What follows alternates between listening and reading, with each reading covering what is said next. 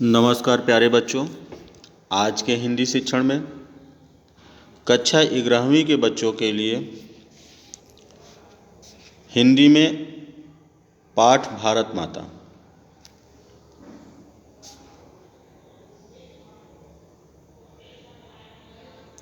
लेखक का नाम पंडित जवाहरलाल नेहरू। जैसा कि आप सब जानते हैं कि पंडित जवाहरलाल नेहरू हमारे देश के प्रथम प्रधानमंत्री थे और इनका जन्म सन 1889 ईस्वी में इलाहाबाद में हुआ था। इनकी प्रमुख रचनाएं मेरी कहानी, आत्मकथा है, विश्व इतिहास की झलक, हिंदुस्तान की कहानी, पिता के पुत्र पुत्री के नाम। हिंदी में ये अनुवाद है। हिंदुस्तान की समस्याएं, स्वाधीनता और उसके बाद, राष्ट्रपिता, भारत की बुनियादी एकता, लड़खड़ाती दुनिया आदि। सन 1964 ईस्वी में इनकी मृत्यु हुई थी। यहाँ पर जो पाठ हमें पढ़ना है, भारत माता, इस प्रस्तुत पाठ में हिंदुस्तान की कहानी का 5वां अध्याय दिया गया है। जैसा कि पहले ही बताया गया है, अभी हमने रचना के बारे में बताया कि हिंदुस्तान की कहानी का 5वां अध्याय, मतलब पूरी कहानी नहीं दिया गया है, उसका 5वां अध्याय दिया गया है। अंग्रेजी से भाषांतर हरिभाऊ उपाध्याय ने किया। यह कहानी किस में लिखी गई थी? इंग्लिश में लिखी गई थी। इसका अनुवाद किसने किया? हरिभाऊ उपाध्याय जी ने। इसमें पंडित नेहरू ने बताया कि किस तरह देश के कोने कोने में आयोजित जलसों में जाकर वे आम लोगों को बताते थे कि अनेक हिस्सों में बटा होने के बाद भी हिंदुस्तान एक है। इस अपार फैलाव के बीच एकता के क्या आधार हैं और क्यों भारत एक देश है जिसके सभी हिस्सों की नीयत एक ही तरीके से बनती बिगड़ती है। यही पूरे पाठ की विषय वस्तु है। अर्थात इस पाठ के माध्यम से भारतीय एकता, अखंडता के बारे में लोगों को बताने का प्रयास किया गया है, जबकि हमारे हिंदुस्तान में बहुत सारी विभिन्नताएं हैं और इस विभिन्नता में भी एकता है, इसी का स्वरूप प्रदर्शित किया गया है।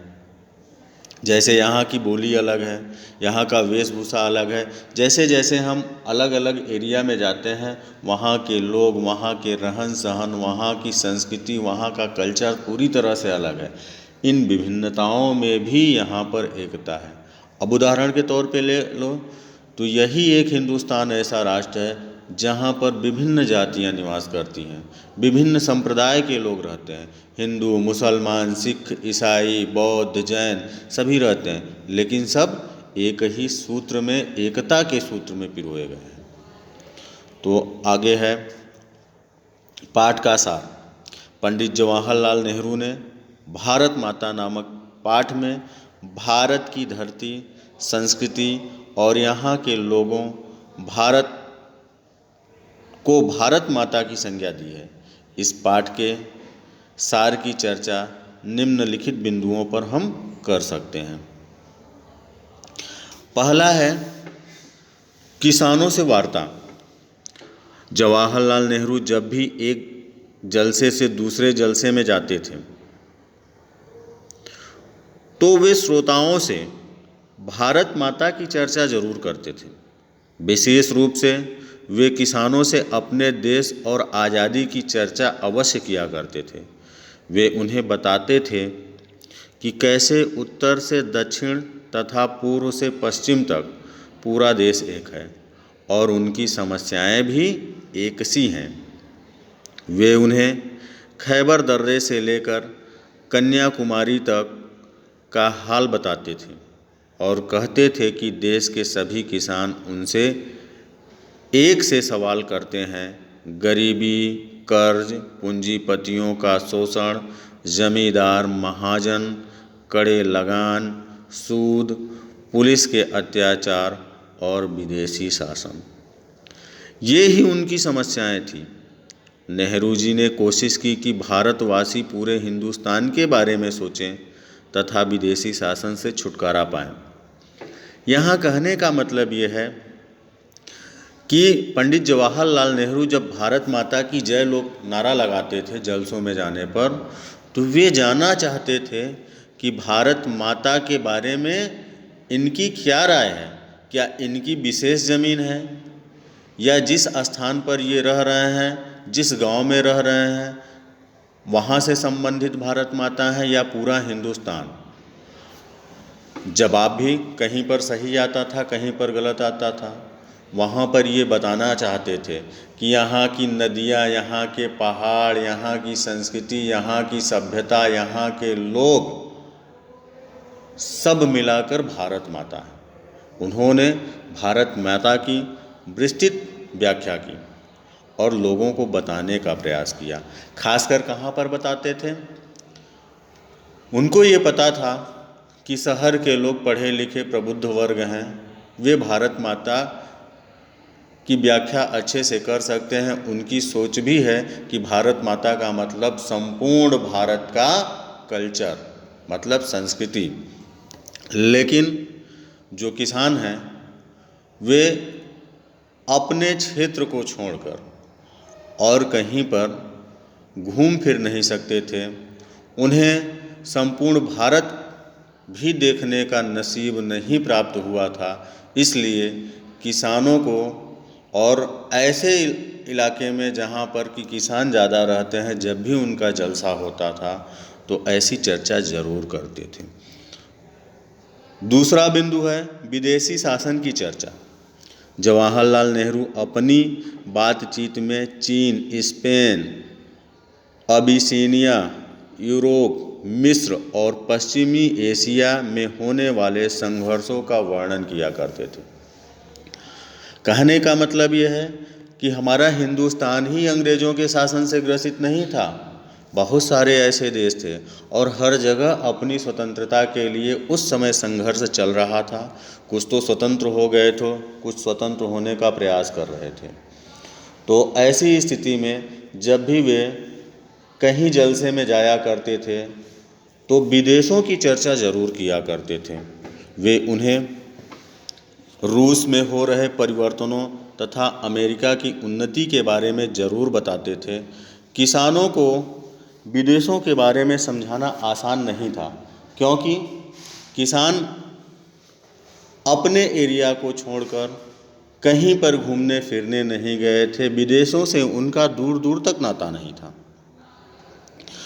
परंतु यह काम कठिन भी नहीं था, उन्हें समझाना आसान नहीं था, लेकिन बहुत ज़्यादा कठिन भी नहीं था। कारण यह था कि किसानों ने पुराने महाकाव्यों तथा पुराणों की कथा कहानियाँ पढ़ रखे थे। कुछ को तो तीर्थ यात्राएं भी करने का नसीब प्राप्त था। इस बहाने से वे देश के चारों धामों की यात्रा कर चुके थे, अर्थात देश के विभिन्न भागों में घूमे हुए थे और कहीं न कहीं विदेशियों के संपर्क में आ जाते थे। कुछ तो ऐसे लोग भी थे जो सिपाही थे, बड़ी बड़ी लड़ाइयों में हिस्सा लिए थे और उन्हें विदेश में भी जाने का मौका मिला, दूसरे देशों में भी लड़ने जाने का मौका मिला। तो इस प्रकार नेहरू जी का मानना था कि इन्हें समझाना थोड़ा मुश्किल है, लेकिन बहुत ज़्यादा कठिन नहीं है। थोड़ी सी बातों में ही इन्हें हम समझा सकते हैं। अगला पॉइंट है भारत माता की जय के नारे पर प्रश्न। कभी कभी नेहरू जी का स्वागत भारत माता की जय के नारे से होता, जैसा कि हमने पहले ही बता दिया। तब वे किसानों से भारत माता के बारे में ज़रूर पूछते थे। प्रायः इस बारे में इन्हें जानकारी नहीं होती थी।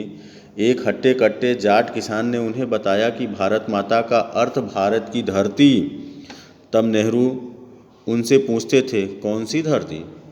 जिस पर आप खेती बाड़ी करते हैं, जिस पर आपका कब्जा है, कि पूरे हिंदुस्तान की धरती, या उनके गांव की धरती, उनके ज़िले की धरती, उनके तहसील की धरती, या उनके सूबे की धरती, या पूरे देश की धरती? इस प्रश्न पर किसान फिर हैरान हो जाते थे। फिर नेहरू जी इसकी व्याख्या करते थे कि भारत माता की जय, संपूर्ण भारत की धरती, यहाँ पर रहने वाले लोग, यहाँ की संस्कृति, यहाँ की सभ्यता, यहाँ की नदियाँ, यहाँ के पहाड़, यहाँ के पर्वत, सबको मिलाकर भारत माता का निर्माण होता है। और हम इस भारत माता की जय की कल्पना करें तो हमारे लिए अच्छा होगा। अगला पॉइंट है भारत माता की व्याख्या। नेहरू जी उन्हें बताते थे कि हिंदुस्तान वह सब तो है ही जो वे सोचते हैं, वह उनसे भी कहीं अधिक है। अभी हमने जो व्याख्या किया इसके ऊपर भी किया था, दूसरे इसके पहले वाले पॉइंट में भी व्याख्या किया कि यहाँ के नदी, पहाड़, जंगल, खेत और करोड़ों भारतीय मिलकर भारत माता कहलाते हैं। भारत माता की जय का मतलब है इन सब की जय, इन सब का विकास, समवेत रूप से इन सब का विकास। जैसे इस समय मोदी जी हैं, मोदी जी का सब जगह नारा होता है सबका साथ सबका विकास। सेम कंडीशन यहाँ पर भी है। नेहरू जी की भी यही संकल्पना थी कि सबका साथ सबका विकास। जब तक इन सब सारे लोगों का जय नहीं होगा, सबका विकास नहीं होगा, तब तक भारत माता की जय का कोई मतलब नहीं है। जब वे स्वयं को ही भारत माता का अंग समझते हैं तो उनकी आँखों में चमक आ जाती है। तो यहीं पर इस पाठ का सारांश खत्म हुआ और हमारा वीडियो भी यहाँ समाप्त हो रहा है। हमारा वीडियो कैसा लगा कमेंट बॉक्स में ज़रूर लिखिएगा। धन्यवाद।